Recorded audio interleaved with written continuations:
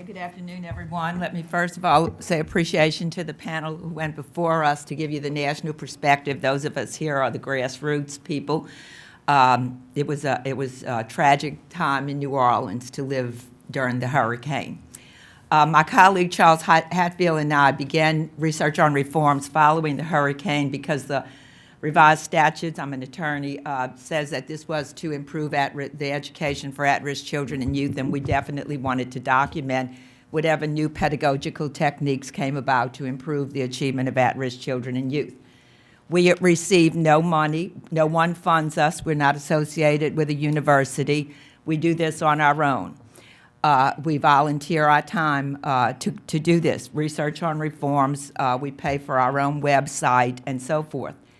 We do this because we have a passionate commitment to at-risk children and youth, to the education of at-risk children and youth. We grew up in New Orleans. For the most part of my life, I lived with my cousin, who was considered deaf and dumb, and a custodian in the custodial lodge with my aunt. When he went to clean the schools, he put me in a teacher's classroom. I really attribute that time when my aunt went to work and my cousin put me in a classroom and a teacher took me in the classroom.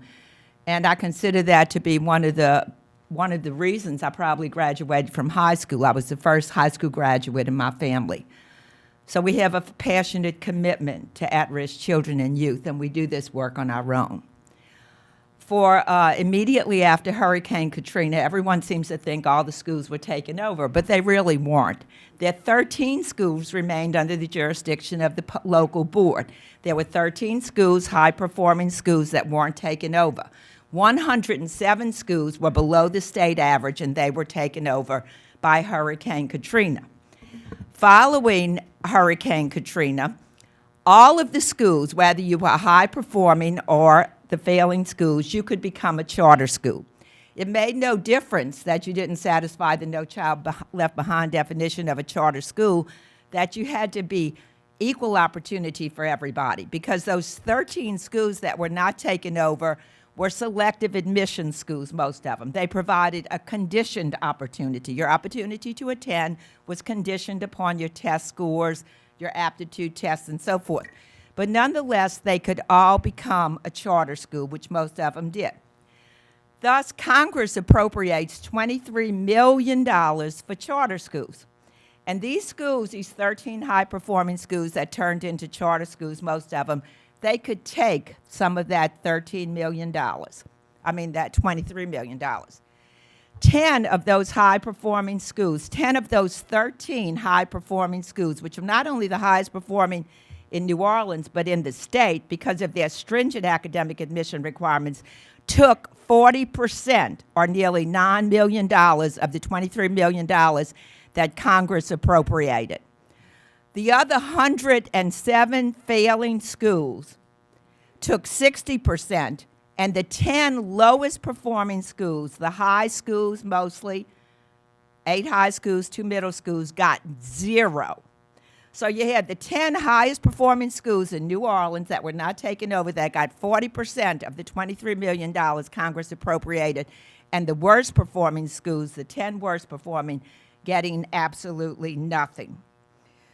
So obviously, this immediately created a sense of distrust in New Orleans, the way the money was spent and the fact that charter schools could be selective, where the national definition requires that they not be selective. Immediately, this created distrust. All right, let's look at these 107 schools that the state took over and placed in their recovery school district. The state's intent was to charter them all, put them all under independent boards, because they figured that local board is so corrupt and the changing governance will change them. So the state really tried to charter them all. But as we would know, and me as a former high school principal, although I had one of those selective schools, those worst performing schools are the high schools with thousands of children, a lot of crime, a lot of violence, shootings in our school. No one came forward to charter the high schools. So when no one came forward to charter the high schools, that district, the state's recovery school district, had to operate the high schools. So in the recovery school district, you had the schools the recovery school district operated, called traditional schools, and the schools the Recovery School District chartered, called the charter schools. All right, now I'm going to give you one example. Cohen High School, one of the worst performing high schools in the city, 1,200 students, the performance scores in the 20s out of 140 it could have made. All right, after the takeover, before the takeover, the local board had this school, and some of the 7,500 fired teachers taught at that school. After the hurricane, they could not charter it. The Recovery District couldn't. So they fired all the teachers. The Recovery School District has it, and the Teach for America teachers are teaching at that school, okay? The performance score in 4 years went from 21 to 26. Still in the 20s out of 140, right? Still in the 20s. The next year, they chartered the school. They chartered it to New Orleans College Prep. What happened was New Orleans College Prep, as all charter schools in New Orleans, get to write their own conduct code. So they wrote a conduct code that eliminated disruptive students. They moved out all the disruptive students. Same Teach for America teachers. And when the conduct code was changed to take out the bad kids, the disruptive kids, the performance score went from the 20s to the 80s. The same can be said of when KIPP took over Cohen High School, Douglas High School on St. Claude Avenue in the lower 9th Ward. Douglas was there, one of the worst performing high schools in the city. In the teens was its performance score, and had a shooting when I was a superintendent. That's how long ago it had its first shooting. All right, KIPP takes over. Where did the Douglas students go? We don't know where they went. They stayed on the 3rd floor because KIPP ran the KIPP Leadership Academy on the 1st floor. KIPP ran the KIPP Renaissance School on the 2nd floor. So taking over a failing school in New Orleans did not mean taking over the failing students in the school, okay?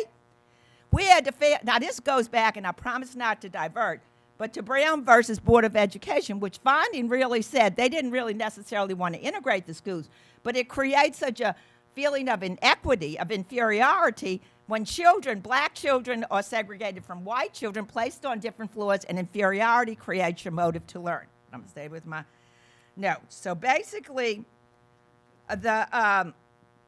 this idea that the Cohen's, when New Orleans College Prep took over Cohen, and the test scores improved so much, So my colleague and I, just our free little things, we're studying this. We have the raw data from the state, the disaggregated data. We're studying the test scores, this and that. We're saying, how did this happen?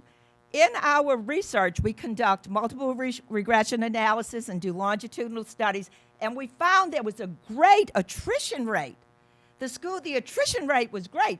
You could not, we have a codes, and you could track the kids and see where did they go, from what school. There's a long system of codes.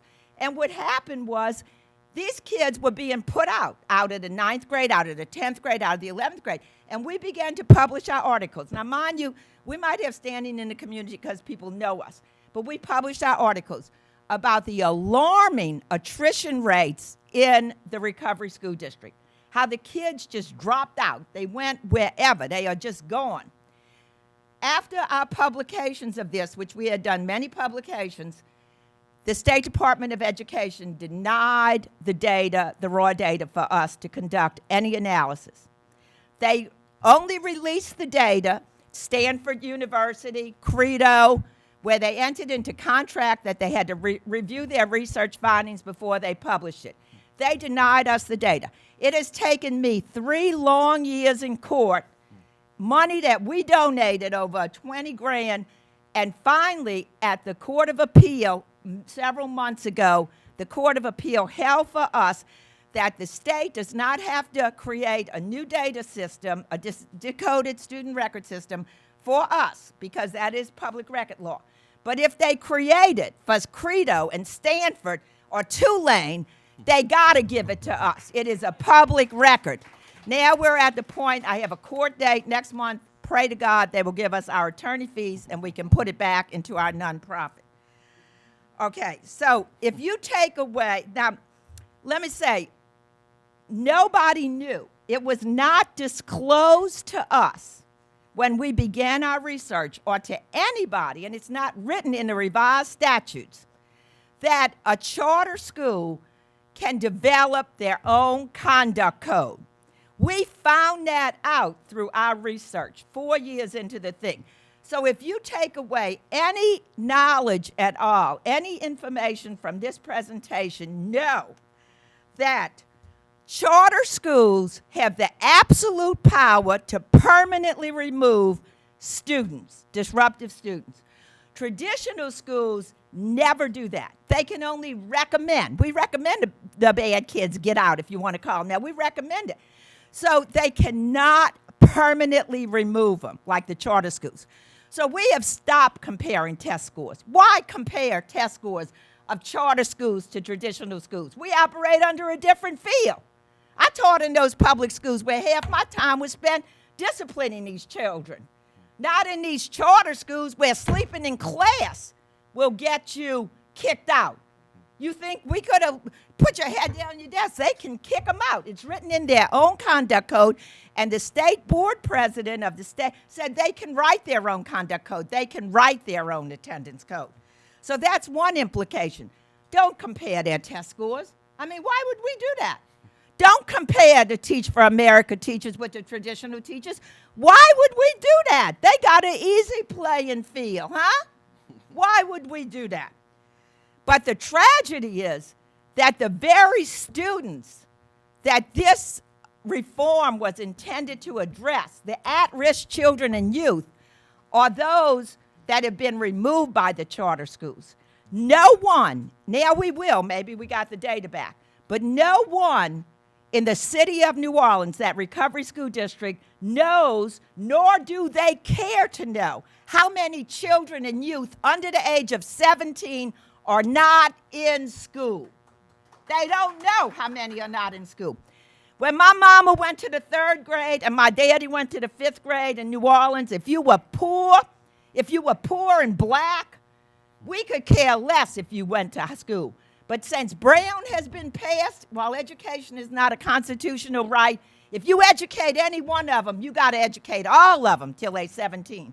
And maybe they don't care to educate all of us, the recovery school district, but it is a legal obligation that they educate everyone. So in conclusion, yes, it has worked for the children, the youth, black and white, and the teachers in the charter schools. They like being there with undisruptive students. They really like that. It's good. They don't have a public school board that's been so corrupt to deal with. They have this independent board. So that is the good thing. But if you judge something, as we all know, you judge it in accordance with what it was supposed to do, what its mission or its stated purpose is, right? We all write our goal, and then we say, did we make it?